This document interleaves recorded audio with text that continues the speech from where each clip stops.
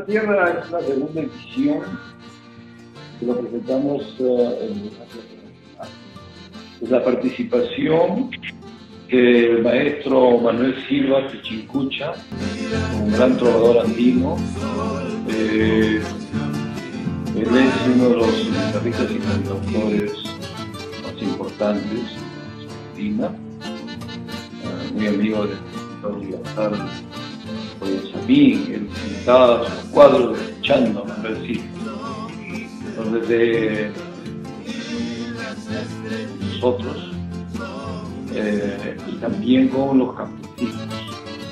Campesinos es un grupo emblemático de la zona sur, de la zona de Naucalpan, Cusco y Apurímac.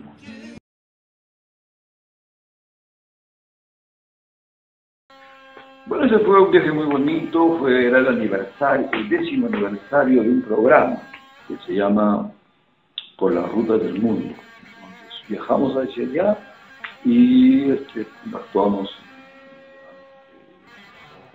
Entre los invitados también estaba este gran guitarrista de Led Zeppelin, muy conocido, sobre todo por la juventud, los jóvenes de las urbes, que se llama Jimmy Page. Y bueno, nos conocimos, nos saludamos, tuvo palabras elogiosas, nos tomamos un vinito por ahí, nos fumamos un cigarrillo, y a través del joven que me acompañaba, íbamos conversando sobre la música.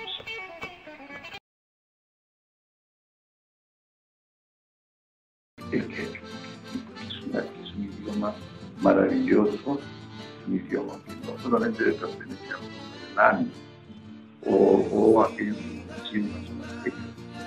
Es un patrimonio de la nación, es un patrimonio de todos los peruanos, de los costeños, de los selváticos y de los cordilleranos. Y aparte de ello, ellos tienen un valor filosófico, un valor poético, un valor emocional, porque el quechua es un idioma del amor.